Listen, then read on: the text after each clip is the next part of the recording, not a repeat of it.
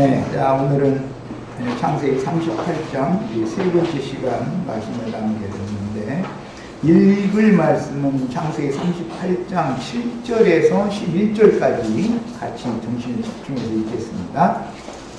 유다의 장자 엘이 여호와가 보시기에 악함으로 여호와께서 그를 죽이신지라. 유다가 오난에게 이르되 네 형수에게로 들어가서 남편의 아우된 분분을 행하여 네 형을 위하여 씨가 있게 하라. 오난이 그 씨가 자기 것이 되지 않을 줄을 알므로 형수에게 들어갔을 때 그의 형에게 씨를 주지 아니하려고 땅에 설정하매 그 일이 여호와가 보시기에 악함으로 여호와께서 그도 죽이시니 유다가 그 며느리 다말에게 이르되 수절하고 네 아버지 집에 있어 내 아들 셀라가 장서가기를 기다리라 하니 셀라도 그 형들같이 죽을까 염려하니라. 다말이 가서 우리 아버지 집에 있으니라.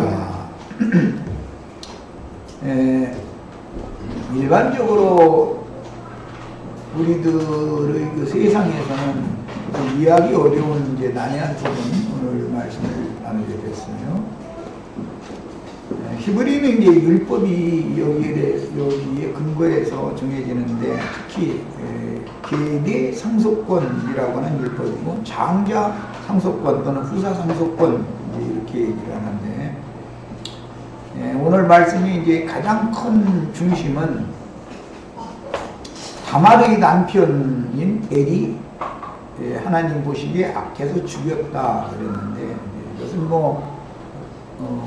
많은 얘기가 필요 없이 가난 여자가 나서 길렀기 때문에 아브라함, 이삭, 야곱의 신앙을 지키지를 않고 가나안 족속들의 이제 신앙을 따랐다라는 말이죠. 그러니까 하나님께서 그를 버리신 거예요.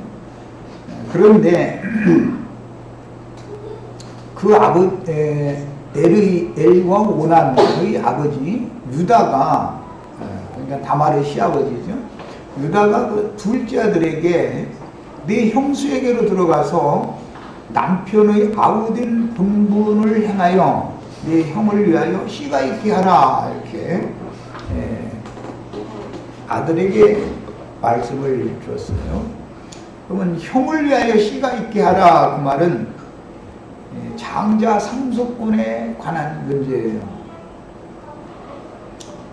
유다의 장자권은, 유다의 지금 현재 생각으로는 엘에게 이어져야 되는데, 엘이 죽었으니까 차자가 대신해서 장자권을 갖는 것이 아니고 차자인 오난이 형수를 통해서 아들을 낳아가지고 장자권을 그대로 이어야 된다, 지금 그 말이죠.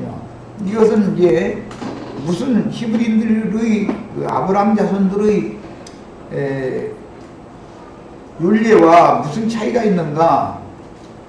아브라함의 자손 아브라함, 이삭, 야곱은 육적 장자를 하나님이 패하고 동생인 차자를 세워서 자동적으로 장자권을 이제 주는 것이죠. 이 장자권을 양면에서 실행하는 거예요. 육신적인 혈통적인 장자는 땅에서 장자권을 갖는 것이고, 영적 장자는 하늘의 장자권을 갖는 거예요. 그런데 지금 유다가 아브라함, 이삭, 야곱의 그 후계자이면서도 후손이면서도 생각이 하나님의 생각과 다른 것을 알 수가 있죠. 형이 죽었으면 그냥 차자가 장자권을 이어받으면 되는데, 그렇게 하지 않고 형수에게로 들어가서 아들을 낳아가지고 형의 이름으로 대를 잇게 해라. 장자권을 차자에게 줄 수는 없다, 지금 그 말이죠. 그러니까 오난이 아버지의 말씀을 듣고 형수에게로 들어갔는데, 그 씨가 자기 것이 되지 않을 줄을 알았고, 그 다음에 형에게 씨를 주지 아니하려고, 중요한 거예요. 제일 중요한 건 이거예요. 형에게 씨를 주지 아니하려고, 그 말은 아버지의 생각과 이 오난의 생각이 다르다고 말이죠. 형이 죽었으면 형이 후사가 생겨나면 자기는 장자권이 없으니까 장자권을 승계할 수 없으니까 형의 이름으로 그 장자권이 이어지게 해주면 자기가 손해가 된다 생각했다 이 말이죠. 그러니까는 아버지가 하라는 대로 안 넣는 거예요. 이제 들어가라 하니까 할 수 없이 들어가는 갔는데 땅에다가 설정을 했다 이제 표현을 이렇게 해놨어요. 이것은 아버지의 그 부명을 고역하는 것이죠. 그런데 외면적으로 난 그렇게 할 수 없습니다 라고 할 수 없으니까 형수에게 들어갔을 때 땅에다가 설정을 했다는 거예요. 그 원인은 그 형에게 씨를 주지 아니하려고 라는 거예요. 그런데 하나님은 다 알고 있다 이거죠. 하나님은 이 오난의 그 마음 쓰는 것을 다 알고 있는 것이죠. 네가 형 죽은 걸 잘 됐다고 생각하고 이제 아버지 재산은 다 내 거라고 네가 지금 꿈꾸고 있는 중이지. 이제 그 말이지 하나님이 보실 때. 그러니까 이제 형 엘은 신앙이 아브라함, 이삭, 야곱의 그 믿음의 노선에 따르는 신앙이 아니고 가나안 여자의 신앙을 따랐기 때문에 죽인 것이고, 이 오난은 장자권을 사람의 생각에 따라서 자기가 차지하기 위해서 형의 씨를 잊지 않으려고 형수에게 들어갔을 때 땅에다 설정을 했다 그랬어요. 그것이 여호와 보시기에 악해서 또 오난도 죽였다는 거예요. 자, 이 말은 쉽게 표현을 하자면 장자 상속권에 관한 것은 모두 하나님의 절대 주권에 맡겨야 된다 그 말이죠. 믿음으로 다 맡겨야 되는 것이죠. 흔히 이제 쉬운 표현으로 하자면 예배당의 어떤 목사들 그 강론이나 설교를 할 때 보면은 자신들은 이 땅에서도 지금 하나님의 영광을 다 도적질해 가면서 신자들이 하나님께 예배를 하고 하나님께 영광을 돌리면 자기가 그 가운데에서 다 영광을 도적질하고 있죠. 이 생에서 다 뭐 육신에 속한 거 성도들을 통해서 양분을 통해서 얻을 거 다 얻는 거예요. 얻고 영광과 존귀와 명예와 모든 걸 또 다 받는 거예요. 그러고 나서도 그 사람들은 뭐라 하면 죽은 다음에는 영광이 멸류관을 또 저희가 또 받는다 이러고 앉는 거예요. 그런데 하나님은 그렇게 하시지 않는다는 것이죠. 말하자면 오늘 나누고자 하는 그 말씀 그 중심을 잘 이해하셔야 되겠어요. 하나님이 마음에 합한 자에게 후사 상속권을 물려주는 것이다. 사람이 계획해서 뭘 어떻게 한다고 해서 그게 되는 게 아니다 그 말이죠. 신약의 용어로는 포도원 주인이 품꾼들에게 삭슬 받아오라고 그래서 종들을 보내고 그 다음에 이제 아들이 직접 왔죠. 왔는데 그 아들만 죽여버리면 그 포도원이 자기네들 것이 될 것이라고 생각하고 있는 거예요. 그런데 이것은 하나님이 생각한 바와는 맞지 않는 얘기죠. 그러니까 이제 이런 것이 신앙생활에서 사람의 생각이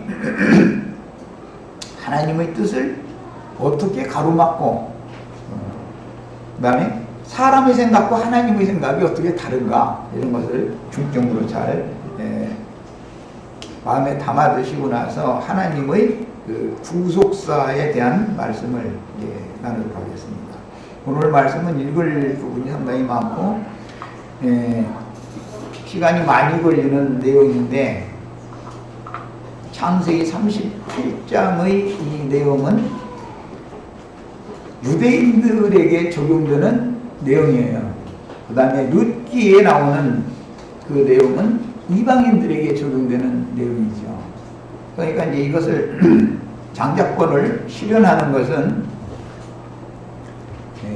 땅의 장자권을 가졌던 유대교 지도자들과 그 다음에 하늘의 장자권을 가진 신약 교회의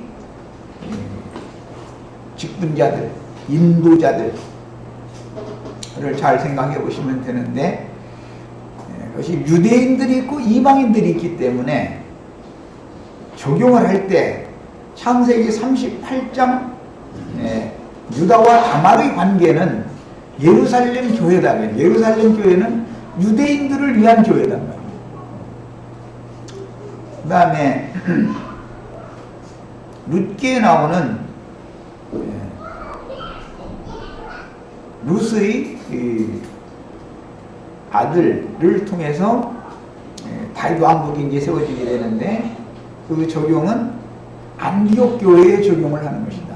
룻은 안디옥 교회를 대표한다 생각하시면 되고, 다말은 예루살렘 교회를 대표한다 이렇게 생각하시면 되겠어요.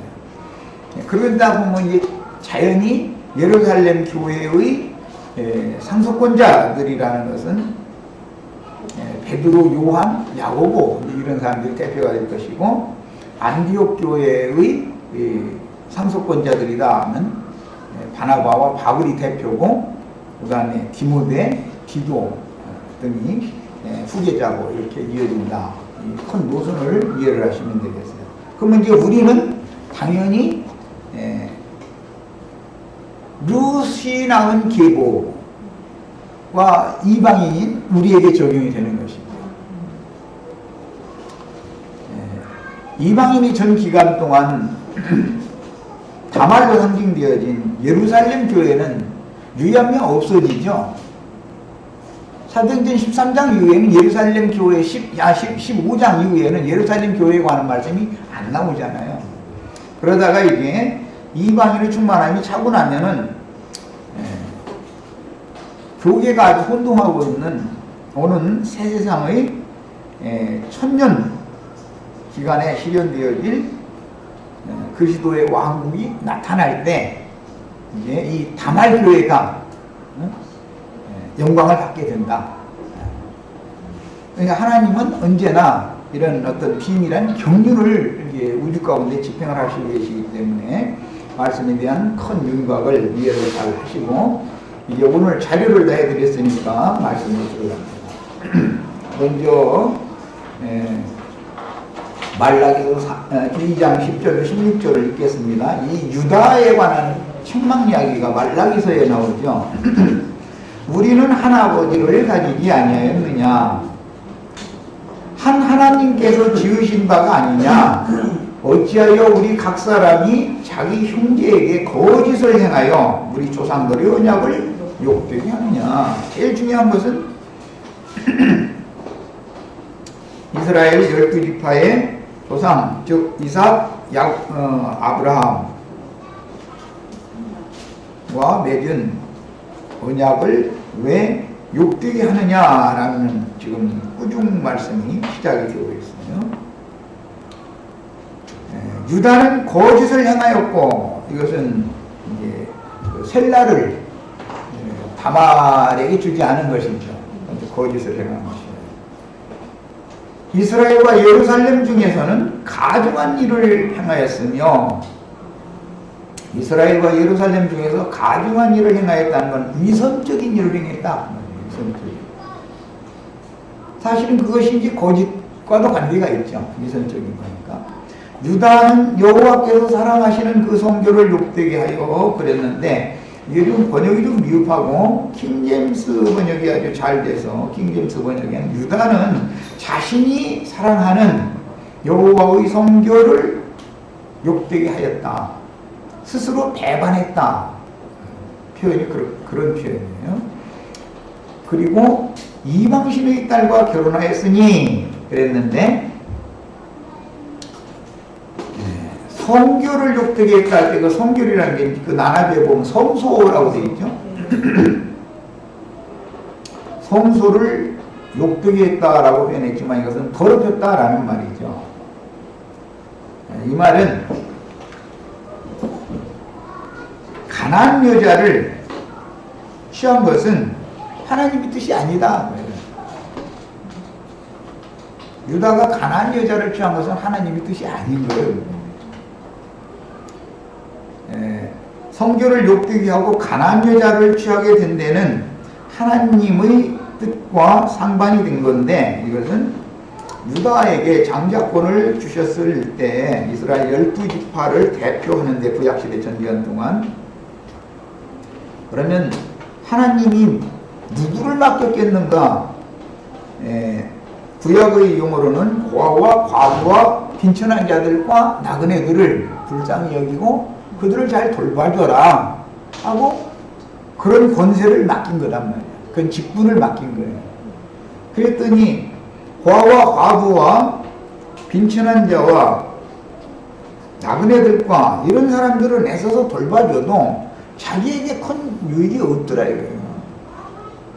그러니까 부귀영화를 추구하는 사람이었기 때문에 수아라 하는 자의 딸을 아내로 맞아버린다 그래요.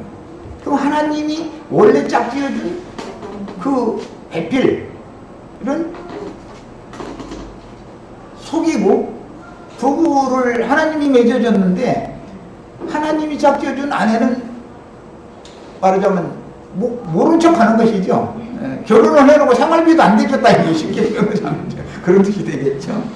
그리고는 가난한 여자를 더 사랑하더라는 거예요. 그 가난한 여자는 그 시집 올 때 많은 걸 가지고 올 수 있고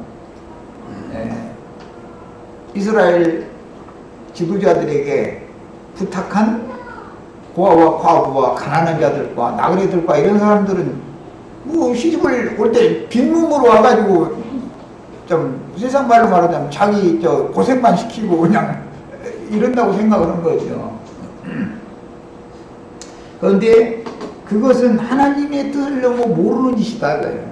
그렇게 하는 것은 지금 상징적인 표현으로 이렇게 하고 있는 거예요. 이 일을 행하는 사람에게 속한 자는 깨는 자나 그랬는데 이것은 잠든 자들을 깨워주는 사람이라는 말이에요. 일으켜 세우기 위하여 잠든 자를 깨워주는 사람이나 응답하는 자라고 그랬는데 이건 원래 보다, 보게 하다 그런 뜻으로서 보게 하는 자, 그러니까 깨닫게 해주는 자, 보게 해주는 자는 물론이고 이제 킹제임스 번역에서는 이걸 선생과 학자는 물론이고 깨는 자는 선생이라고 번역을 했고 의역한 거예요. 응답하는 자라는 부분은 학자라고 번역을 했어요. 아주 좋은 번역이에요. 뜻을 이해시키는데 아주 좋죠. 만군의 여호와께 제사를 드리는 자도 그러니까 선생도 학자도 제사장도 그 말이에요. 여호와의 장막 가운데서 다 끊어버리겠다. 그러니까 유다는 대표자고 실제로 이스라엘의 고아와 과부와 빈천한 자들과 나그네들을 부탁받은 실제적인 사람들이 누구냐면 선생, 학자, 제사장들이다 이거예요. 그들에게 맡겼다 이거예요.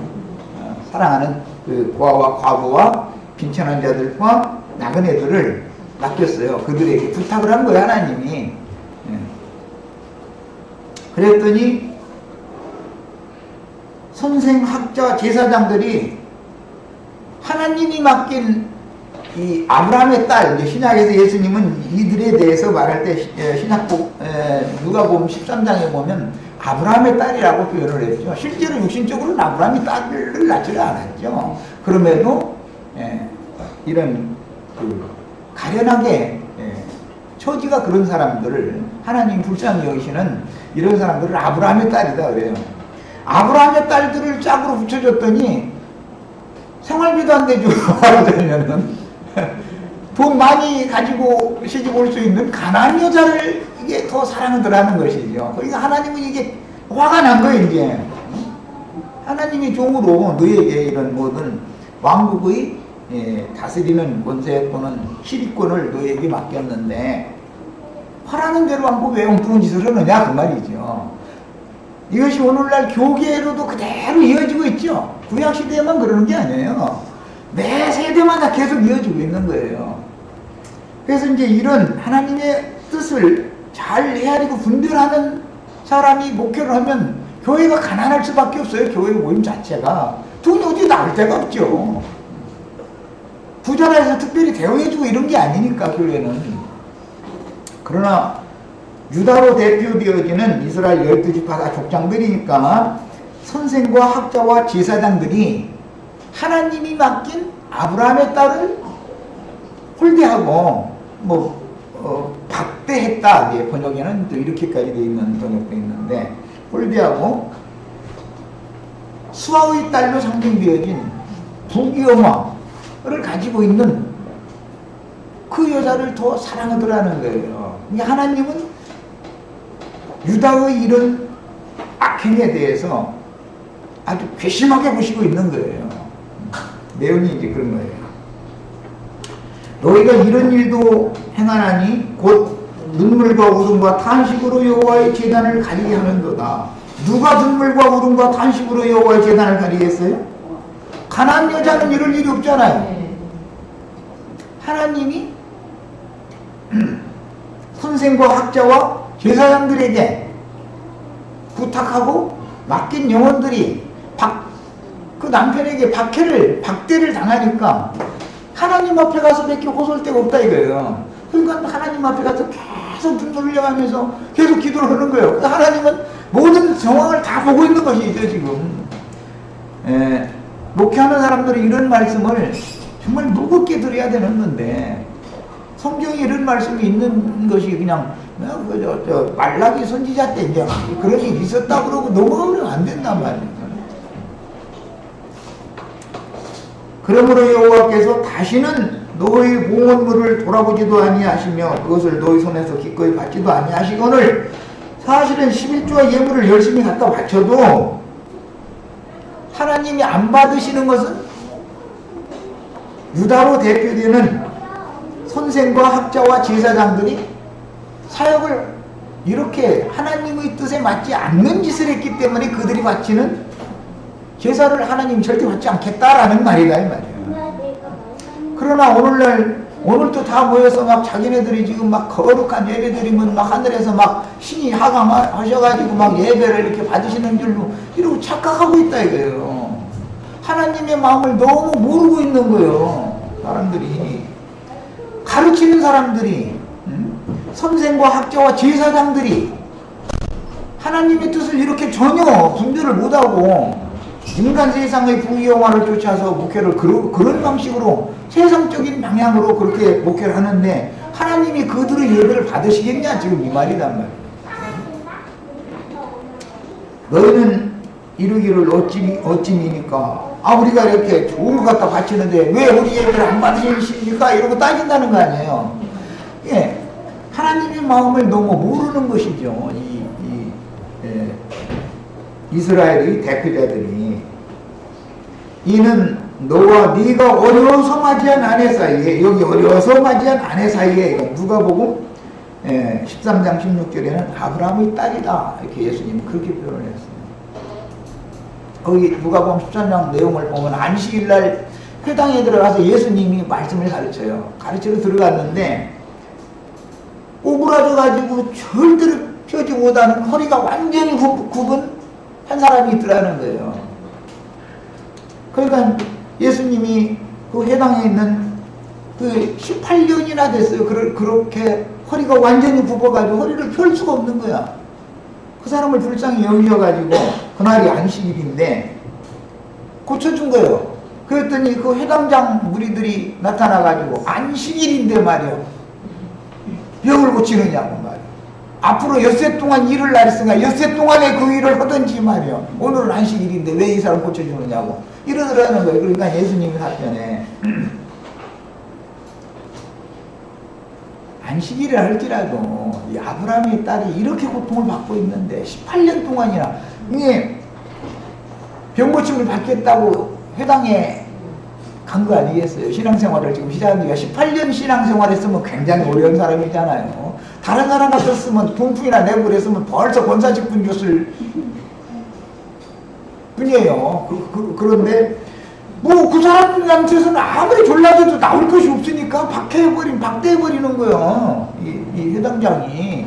그런데 예수님은 가서 그를 불쌍해서 고쳐줬다는 거야. 그래가지고 그 안식일 문제로 지금 입다툼이 난 얘기가 누가복음 13장 얘기잖아요. 하나님이 보실 때는 그런 여자를 왜 그렇게 불쌍한 사람들을 왜 이스라엘의 영적 지도자들에게 부탁하고 맡겼는지를 그들은 너무 모르고 있다 이거예요. 자기네들은 율법제도에 엿새 동안만 일을 안식일 날은 이러면 안 되고 이것만 가지고 주장하고 있지, 일을 한다라는 것은 이 여자를 고쳐주라는 것이 일이죠. 이 여자가 고침을 받아야 안식일이 이루어지는 것이지, 허리 구부라져가지고 허리 피를 펼 수가 없는데 무슨 놈의 안식이 있겠어? 그 회당에서 무슨 안식을 했겠어? 예배당에 수만 명이 모였어도 실제적으로 영적인 도움을 절대 받지를 못하는 상태에서 무슨 안식이냐, 이거 안식일 날짜 지킨다 해서 안식이 오는 건 아니지 않냐 이 말이야. 예수님 그 싸움을 하는 거예요 지금. 허리가 구부러졌다라는 것은 가르치는 사람들이 땅의 일만 생각하게 하고 그 가르치는 사람 자신이, 그 로마서는 저희 등은 굽어서 눈은 흐리게 하고 등은 굽게 하옵소서 그랬는데 그 저주다 이거예요. 뭐 땅바닥만 쳐다볼 수밖에 없는데 허리를 펴야 도대체 하늘을 보는데 허리를 펼 수 없게 된 거예요. 이게 이제 상징이죠. 가르치는 사람이 그런 영을 갖다 자꾸 주입을 시키니까 허리가 점점 땅바닥을 향하도록 점점 더 굽어지는 것이지 펴지지가 않더라는 거예요. 예수님이 오셔서 딱 펴져버리는 거예요. 이제 우리 형제 자매도 오늘 딱 허리 펴시길 바래요. 그러셔야 돼. 유를 바라보고 사야만 사람이다 이거예요. 네 발로 기어다니는 짐승은 펼려 볼 수가 없어요. 왜 사람은 직립으로 두 발로 쓰게 만들었겠어요? 하늘을 보고 살으라 그 말이잖아요.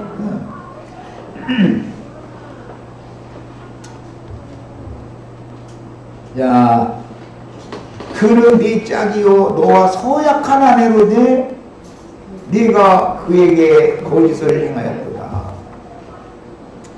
아브라함의 딸과 이스라엘 지도자들 사이에는 혼인 약속을 했다, 혼인 서약을 했다 이거예요. 그 보증을 누가 섰냐면 여호와께서 중매했고 여호와께서 보증을 섰다 이거예요. 말하자면 그 여호와께서 주례를 쓰고 이 아브라함의 딸과 이스라엘 지도자들 사이에 혼인을 시킨 거예요. 그래 놨더니 이 신랑이란 놈이 딴짓을 한 거예요. 아내 몰래. 혼인에서 제일 중요한 것은 뭐예요? 남자든 여자든 눈을 딴 데로 돌리면은 혼인이 깨지는 거예요. 혼인 생활이 안 되는 거예요. 지금 이것이 다 상징이다 이거예요. 인간사를 비유로 들어서. 그러니까 하나님의 언약을 이 사람들이 이런 방식으로 파기했다 이 말이에요. 그에게 영이 충만하였으나 오직 하나를 만들지 아니하셨느냐, 하나를 만들지 아니하셨느냐 이 말은 아담, 하와 짝은 한 사람 한 사람의 짝이다. 이제 그 말이에요. 그래서 이제 이것은 상징이고, 그리스도와 교회는 한 하나님 한 주 한 성령과 한 몸을 세우는 것이 가장 정상적인 교회 생활이다 이거예요. 그런데 머리가 여럿이면, 몸은 하나인데 머리가 여럿이면 그 땅이 더럽혀져요, 정결하게 지켜져요? 지금 이것을 지금 지적하고자 하는 거예요.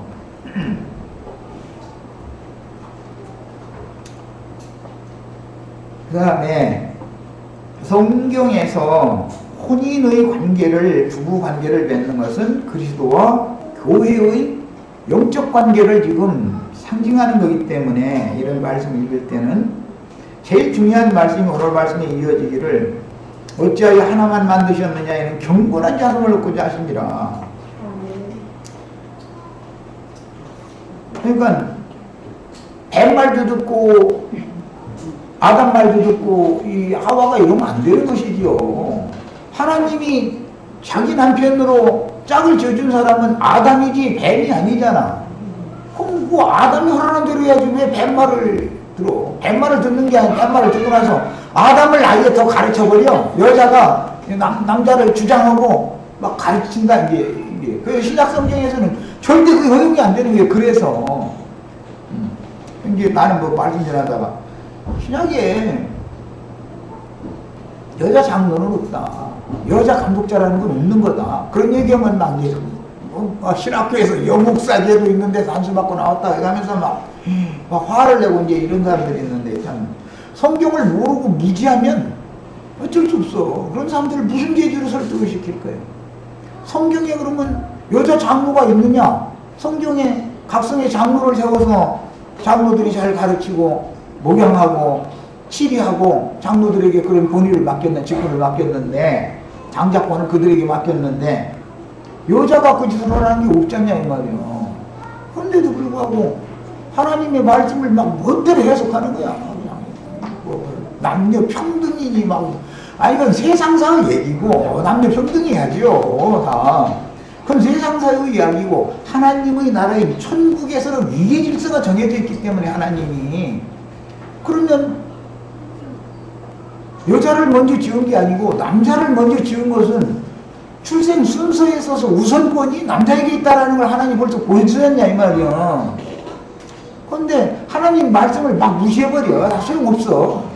세상의 규례가 다 그런데 뭐 막 이래버리고 세상에서 이렇든 저렇든 그건 세상사 일이지 하나님 말씀과 안 맞는 일이 뭐지 말해야 되는 거죠.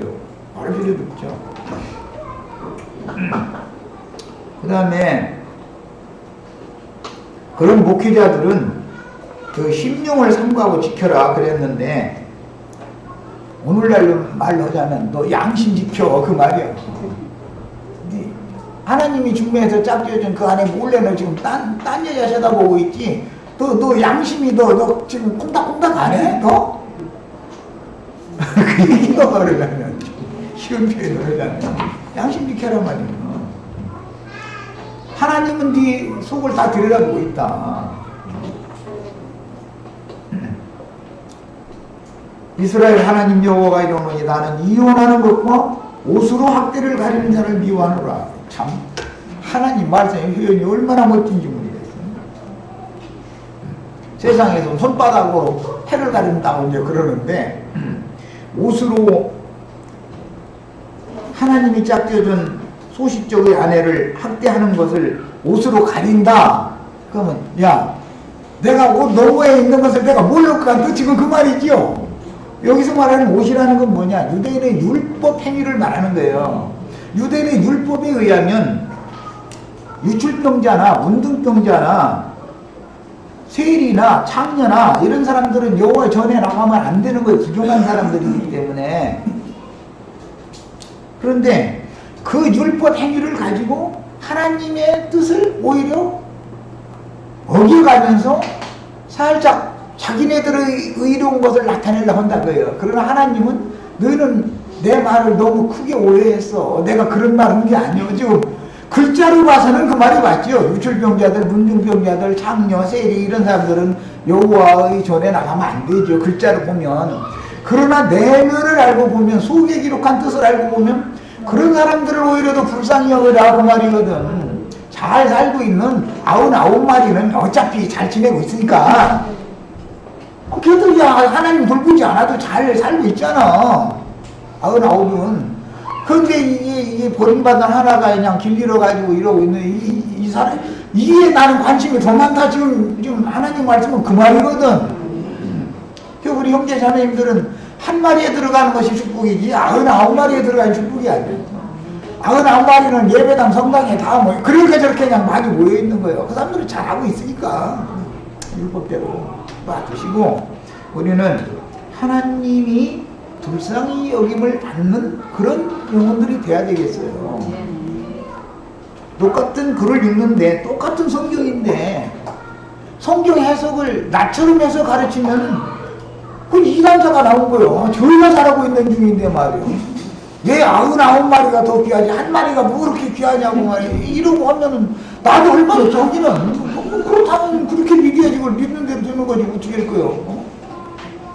큰 성 바벨론은 무너지지만 거룩한 성 예루살렘은 영생의 세계에 들어가는 건데 거룩한 성에 들어가려면 그 수가 많겠어?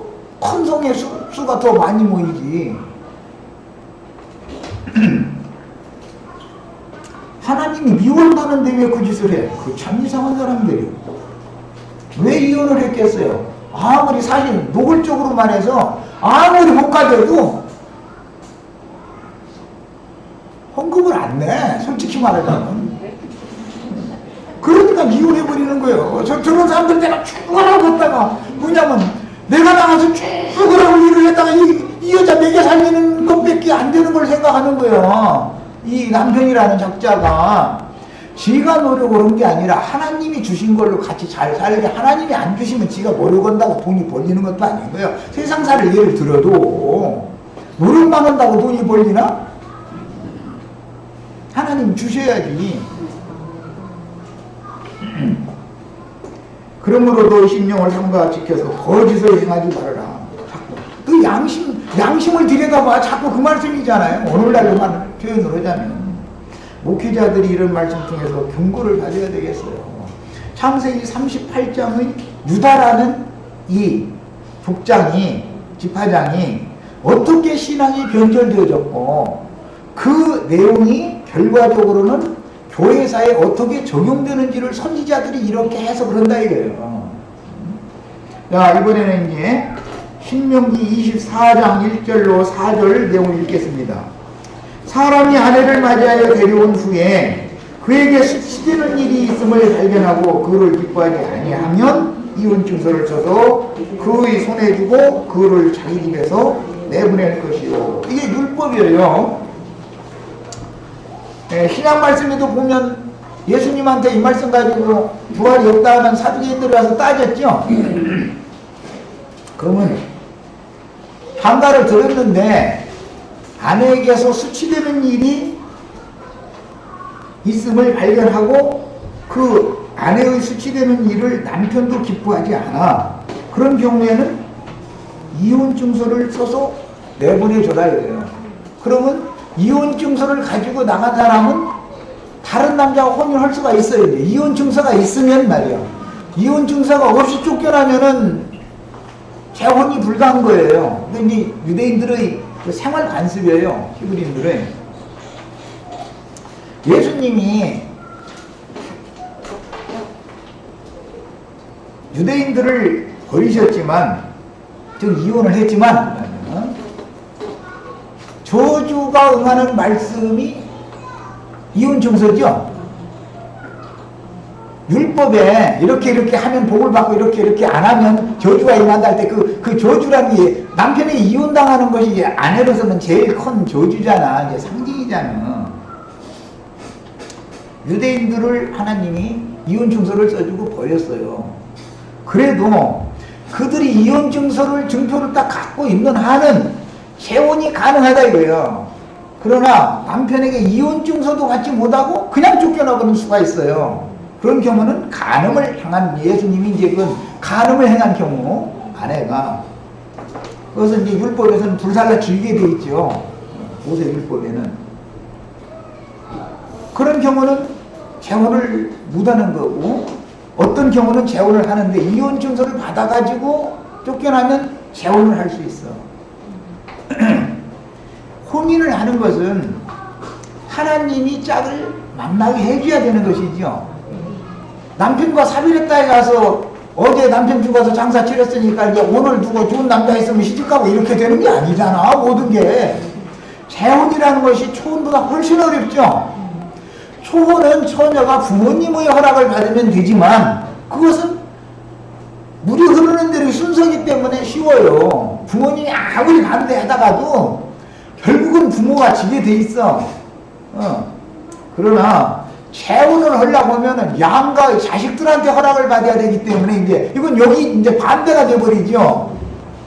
자식들이 허락을 안 해주면은 가정의 불화를 양가정이 불화가 몰려오기 때문에 재혼을 할 수가 없잖아요. 그게 재혼이라는 게 훨씬 어려운 문제다 이거예요. 그냥 하나님 이런 것을 다 알고 있어요. 인생사에 대해서.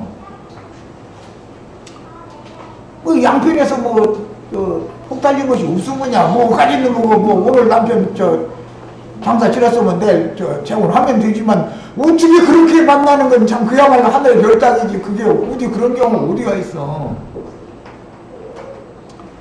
여기서 이제 여자의 수치되는 일이라고 번역을 해놨는데 이게 굉장히 어려운 말이에요. 히브리인들, 그 아람 족속들, 셈 족속들은 여자가 제일 수치스러운 일은 뭐냐면 시집을 갔는데 자식을 묻나. 그럼 세상 말로는 여자 구실을 묻은다 그러죠. 고대 사회에서는 남자가 문제 있는 거에 대해서는 몰랐어. 남자가 문제 있을 수도 있죠. 근데 그걸 모르고 자식을 묻나면 이 여자 다시 그럼 이제 시아버지도 그렇지만 시어머니는 노골적으로 우리 집안 눈 나게 만든다 이거 인연이. 그럼 어떻게 해요? 그런 경우는 이혼증서를 써줘서 곱게 내보내라 이거예요. 다른 데는 갔더니 아들을 쑥 나버리네. 재혼을 하니까는. 그러면 알고 보니까는 자기 아들이 문제가 있었던 것이죠. 아니면 하나님이 잉태를 안 시켜주셨거나. 히브리인들은 여자가 가장 수치스러운 일은 뭐라고요? 시집을 갔는데 자식이 애를 못 낳는 거예요. 사람 죽는 거야. 시아버지가 이제 호래가 돼버리는 것이죠. 처음에 이제 2, 3년 하다가 한 4년, 5년 하면 기다리다가 6년, 7년, 한 8년 넘어가면은 한마디 아버지라고 하고 며느리 볼 때마다 어머니 이 어머니 몸들 바를 모르는 것이죠. 방송에 앉아있는 바늘방송이지 이게 집이겠어 그게. 거기다 대고 점점 남편도 눈을 바깥으로 돌리는 기색이 완연히 보이고 이제 이렇게 되면 어떻게 돼서 눈물과 탄식과 호소를 하나님 앞에 내야지 어떠겠어. 그것이 한나 이야기죠. 한나가 그랬다는 거잖아요.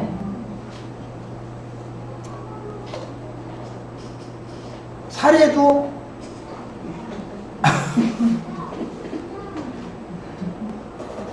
89세가 먹을 때까지 애가 안 생기는 거예요. 그러니 이 사람 죽을 일하면 일부러 그렇게 여자가 해산을 못하도록 하나님이 일부러 그렇게 하신 거 아니에요. 육신의 자녀를 낳지 말고 영적 자녀를 낳으라고 일부러 그렇게 한 거 아니에요. 그런데 실제 생활에서는 그게 통하지 않는 얘기죠. 시어머니가 아주 노골적으로 딱 불러다 놓고 너 도저히 안 되겠다. 나 세면대를 드릴 테니까 너 한 집에 살면 네가 불편할 거니까 차라리 친정에 가라. 노골적으로 딱 가라고 하면은 안 갈 수도 없는 거잖아. 바늘방석에 앉아있는 내 집이라고 지키고 있느니 내 집이라고 버틸래 자식 있으면 뭐 그건 뭐 시어머니고 시아버지고 다 소용없지. 자식을 딱 나누고 나면 뭐 내 집인데 나를 어디로 가라고 그러냐 그러면 되는데 아무것도 없기 때문에 꼼짝 못하고 당하는 거예요. 이게 구약시대에 오늘날 이제 이런 일도 없죠. 만약 시어머니가 이제 만약에 납부됐다가는 난리 나지. 요즘 며느리들은 힘들죠. 그런데 히브리인들은 생활이 이랬다 이거예요. 여자가 여자 구실을 못하고 남자가 남자 구실을 못하는 것은 아주 가장 그 수치스러운 거예요. 이게 생육 번성을 못 시키면 이게 상징이에요. 신앙이 달라서 두 번째는 신앙이 달라서 시부모님과 며느리가 계속 가정 불화를 일으켜. 리브가 이삭과 에서의 아내들 가나안 여자들이었기 때문에 계속 불화했죠. 그런 경우가 수치되는 일이다 그래요. 수치되는 일. 시아버지가 며느리를 사랑해줘야 되는데 사위 사랑은 장모님이고 며느리 사랑은 시아버님이라는데 시아버님이 허구 지나가면 이것도 나가 그 말이지. 노골적으로 남자 입장으로서 아버지 입장으로서 그렇게는 말을 못하고 근데 며칠 지나고 나면 시어머니가 딱 불러다 놓고 아이나 세미늘이 드릴 수밖에 없으니까 우리 집안 문 닫을 수는 없다. 너 친정으로 가라. 딱 그렇게 하지요. 그러면 반항을 못하고 헐수록 쫓겨날 수밖에 없는 거예요. 그런데 그때 그런 식으로 무지막지하게 쫓아내지 말고 이렇게 억울하게 이혼당한 여자라는 증명서를 주어서 보내라 이거예요. 그게 율법이요. 자, 일단 첫 시간은 여기까지 하겠습니다. 그 여자는 재혼을 해도 되는 거예요.